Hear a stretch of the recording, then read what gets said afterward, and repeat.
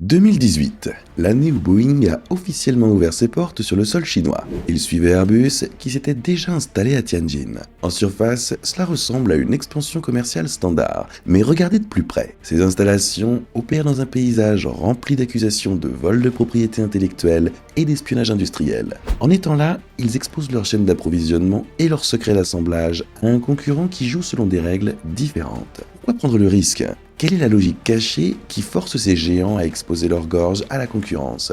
Voici ce qui se passe vraiment. Voyez-vous, le marché de l'aviation chinois ne fait pas que croître, il explose à un rythme que le monde n'a jamais vu auparavant. Les analystes prévoient que d'ici l'an 2035, plus d'1 milliard de voyageurs chinois prendront les airs chaque année. Pensez à ce chiffre une seconde, 1 milliard de passagers.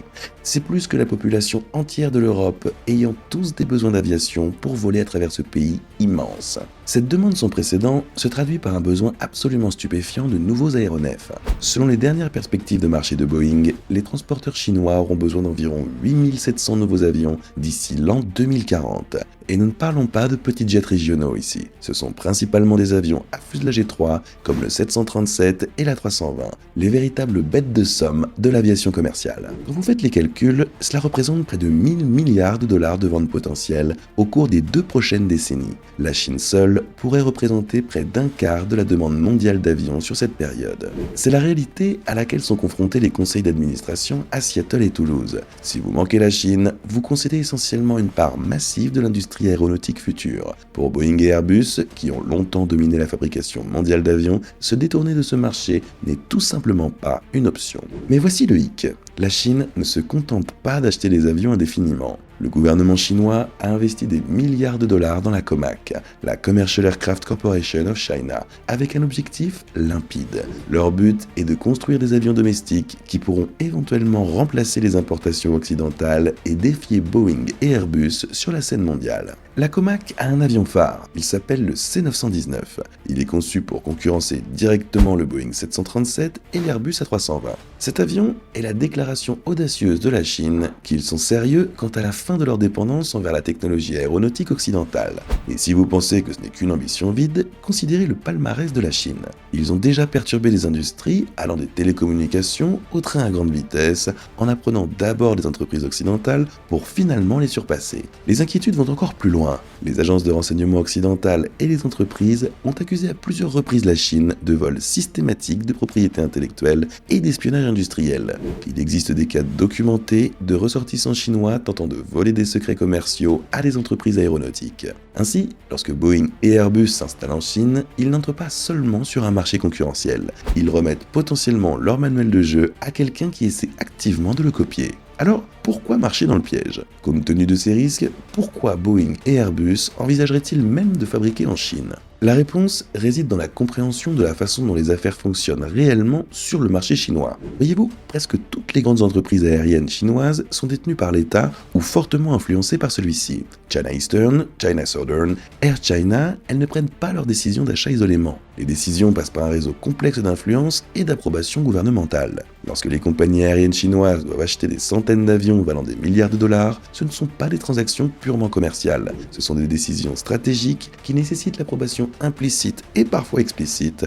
de la direction du Parti communiste chinois. Dans cet environnement, simplement construire de grands avions et offrir des prix compétitifs ne suffit pas. Vous devez démontrer un engagement envers la Chine elle-même. Vous devez montrer que vous êtes investi dans l'économie chinoise. Vous devez montrer que vous créez des emplois chinois et transférez des connaissances et de la technologie aux travailleurs chinois. C'est là que les installations deviennent cruciales. Boeing exploite un centre de finition de 737 à Zhoushan. Ici, les avions sont peints, meublés avec des intérieurs et subissent des préparations finales avant la livraison aux clients régionaux. Airbus est allé encore plus loin. Ils ont établi une chaîne d'assemblage complète à Tianjin, qui ne fait pas que finir des avions, elle construit des avions de la famille A320 à partir de zéro, assemblant des composants majeurs expédiés d'Europe aux aéronefs finis. Ces installations servent de preuve tangible d'engagement. Elles créent des milliers d'emplois chinois, génèrent des recettes fiscales et démontrent que ces entreprises occidentales voient la Chine comme plus qu'un simple client. Elles la voient comme un partenaire manufacturier. Cette bonne volonté est essentielle pour remporter ces commandes massives d'avions. Dans la concurrence acharnée entre Boeing et Airbus, avoir des installations locales est devenu moins un avantage qu'une nécessité. Mais voici ce qu'ils cherchent vraiment. Bien sûr, cette stratégie comporte de sérieux risques. La préoccupation la plus évidente est le vol de propriété intellectuelle. Bien que Boeing et Airbus conservent la propriété et le contrôle opérationnel de leurs installations chinoises, la proximité seule crée des opportunités de fuite d'informations. Les autorités chinoises pourraient potentiellement surveiller les opérations, des travailleurs pourraient être recrutés pour partager des informations, des fournisseurs pourraient subir des pressions pour révéler des détails sur les processus de fabrication. Or, certains aspects de la conception des avions restent relativement protégés. Les composants les plus sensibles, moteurs, avioniques, matériaux avancés, sont fabriqués ailleurs et expédiés en Chine en tant qu'unité complète. Par exemple, les moteurs CFM LEAP qui propulsent à la fois le 737 MAX et la 320 Neo sont des pièces de technologie incroyablement sophistiquées. Ils utilisent des techniques de fabrication additive avancées et une science des matériaux de pointe qui ont pris des décennies à développer. Fait intéressant, la Chine étudie ces moteurs intensivement depuis des années. Le moteur LEAP propulse également le C919 chinois, donnant aux ingénieurs chinois un accès direct pour l'examiner. Pourtant, malgré cet accès, les analystes de l'industrie estiment que la technologie chinoise de turboréacteurs est encore en retard d'environ 25 ans sur les capacités occidentales. La Comac n'a pas été capable de faire de l'ingénierie inverse sur les composants les plus avancés, même avec des moteurs littéralement entre leurs mains. Cela suggère que garder la technologie de base secrète est possible même en Chine. Mais attendez, il y a un plus gros problème. Il y a une autre dimension à ce risque qui est peut-être encore plus préoccupante que les plans volés. La Comac a effectivement montré qu'elle peut concevoir des avions compétitifs, mais ce avec quoi la Comac lutte est quelque chose qui semblerait banal, mais qui est en fait crucial. La fabrication efficace à grand volume. Construire des avions commerciaux rapidement, de manière fiable et à une grande échelle est extraordinairement difficile. Il ne s'agit pas seulement d'avoir des plans, il s'agit de développer des processus, des chaînes d'approvisionnement et des systèmes de contrôle qualité. Actuellement, la Comac produit environ un C919 par mois. Avec la Chine ayant besoin de 8700 nouveaux avions au cours des 2 prochaines décennies, ce taux de production est ridiculement inadéquat. C'est là que les installations chinoises de Boeing et d'Airbus deviennent particulièrement précieuses pour la Comac. Ce ne sont pas des opérations de start-up qui tâtonnent, ce sont des chaînes d'assemblage matures et optimisées pour le 737 et la 320, des avions qui sont en production depuis des décennies. En fait, les deux entreprises peuvent produire plus d'un avion par jour avec des ambitions d'atteindre 70 unités par mois d'ici la fin de la décennie.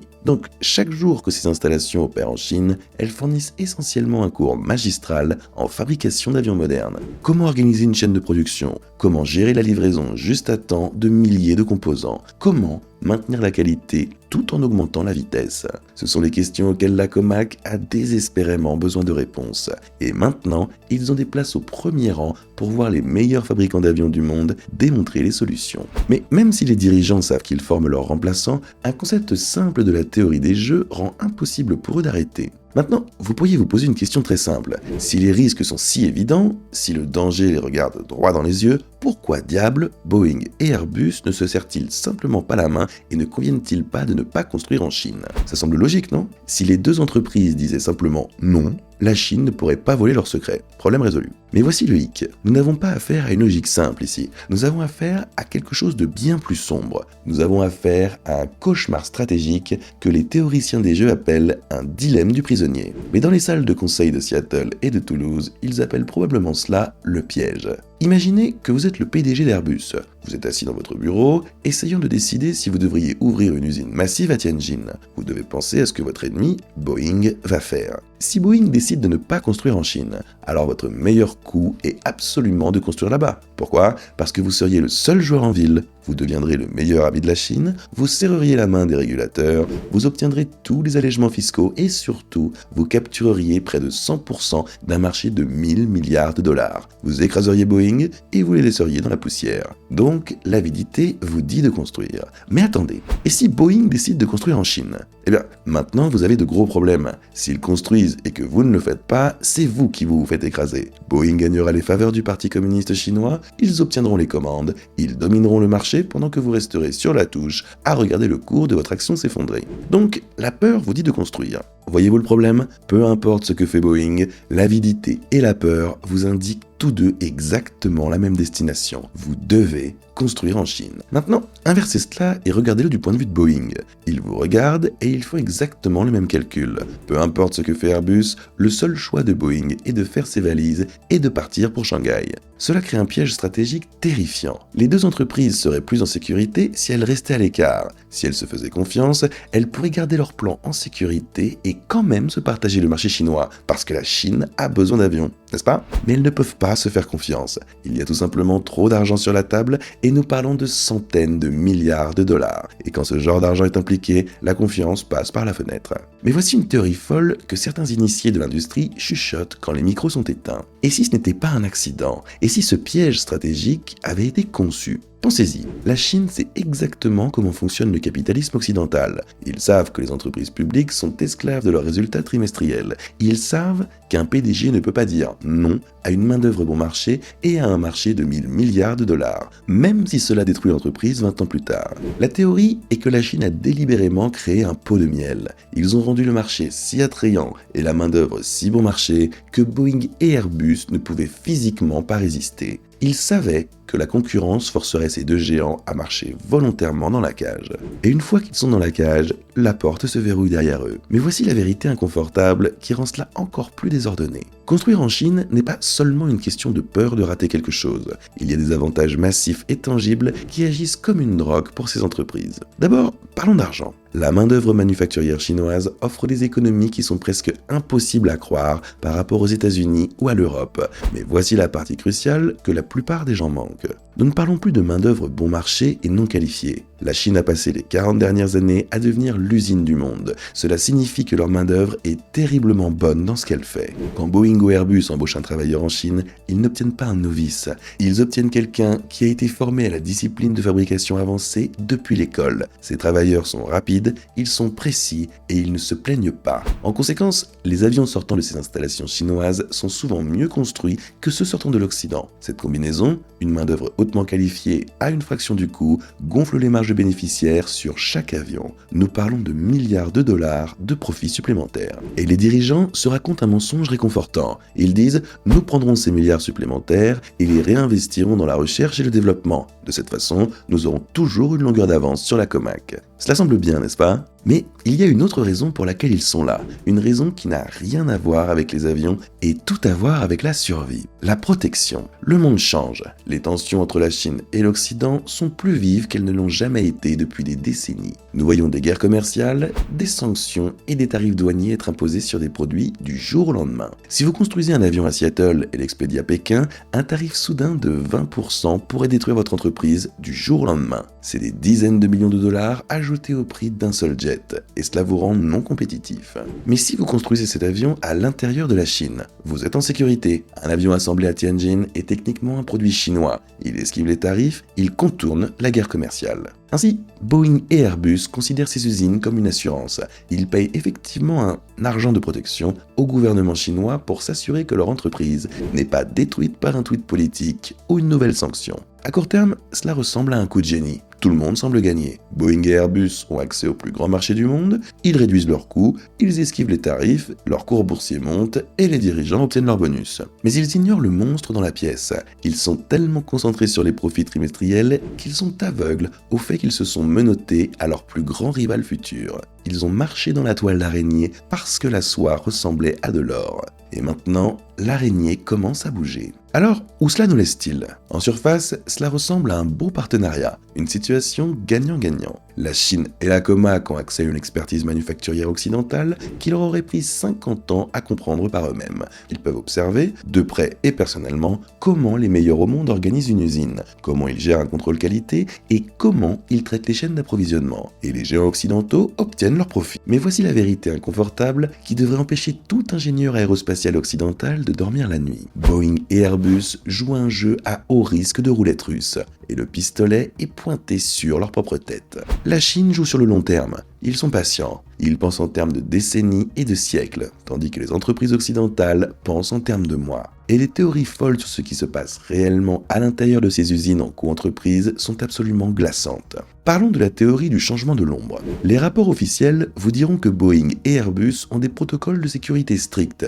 Ils disent que la technologie sensible, l'avionique, la conception des moteurs, les logiciels propriétaires, est conservée dans des boîtes noires, que les partenaires chinois n'ont pas le droit de toucher. Ils prétendent que les travailleurs locaux n'assemblent que les parties bêtes de l'avion. Mais des initiés suggèrent que quelque chose de très différent se passe quand les lumières s'éteignent. La théorie est la suivante. L'usine fonctionne normalement pendant la journée, les gestionnaires occidentaux parcourent le sol, presse-papier à la main, s'assurant que tout suit les règles. Mais la nuit, ou pendant les cycles de maintenance, certains croient que des équipes d'ingénieurs chinois spécialisés, certains potentiellement liés à l'armée, viennent faire de l'ingénierie inverse sur tout ce sur quoi ils peuvent mettre la main. Nous parlons de scanner en 3D des cellules entières avec une précision micrométrique. Nous parlons d'analyser la métallurgie des alliages utilisés dans le train d'atterrissage. Nous parlons de mouchards plantés dans les serveurs de l'usine qui siphonnent des données chaque fois qu'un plan est ouvert. Et cela devient plus effrayant. Pensez aux travailleurs. Les milliers de travailleurs qualifiés que nous avons mentionnés plus tôt. Dans un pays où l'État surveille tout, à qui ces travailleurs rendent-ils vraiment des comptes? Il est fort probable que parmi les travailleurs de la chaîne d'assemblage, il y ait des officiers de renseignement. Leur travail n'est pas seulement de boulonner des ailes sur un fuselage, mais plutôt d'apprendre le processus. Voyez-vous, voler un plan est facile. Des pirates peuvent le faire depuis un sous-sol à Pékin sans problème. Mais apprendre le processus, la connaissance non écrite de la façon de résoudre les problèmes, comment intégrer les systèmes, comment gérer les urgences, cela ne peut s'apprendre qu'en se faisant. Boeing et Airbus dirigent essentiellement une université pour leurs propres assassins. Les installations qu'ils ont construites pour gagner des affaires chinoises aujourd'hui sont les salles de classe où la Comac apprend comment les éliminer demain. Et puis, il y a la théorie de l'otage. C'est celle qui terrifie vraiment les experts géopolitiques. En ce moment, Boeing et Airbus ont des milliards de dollars d'équipements, d'outillage et d'inventaire assis sur le sol chinois. Ce sont des actifs massifs et inamovibles. Que se passe-t-il si la Chine décide de faire un mouvement sur Taïwan? Dès qu'un conflit commence, ces usines ne sont plus des usines Boeing, ce sont des actifs chinois. En un seul clin d'œil, le gouvernement chinois pourrait saisir ces installations en vertu des lois de sécurité nationale. Il pourrait expulser les gestionnaires occidentaux, saisir l'inventaire et réorienter instantanément toute la chaîne de production. Soudainement, l'usine qui construisait des avions de passagers pour United Airlines construit des avions de transport militaire pour l'APL. Il n'y a rien que l'Occident puisse faire à ce sujet. Ils ont littéralement construit l'infrastructure pour la force aérienne de leur propre adversaire, et ce, en plein cœur de son territoire. D'ici l'an 2040, nous pourrions regarder en arrière ce moment de l'histoire et réaliser que c'était le point de basculement. C'était le moment où la domination de l'aviation occidentale a commencé sa spirale mortelle et inévitable. Est-ce une stratégie de survie brillante, ou venons-nous juste de regarder les géants de l'aérospatiale occidentale creuser leur propre tombe?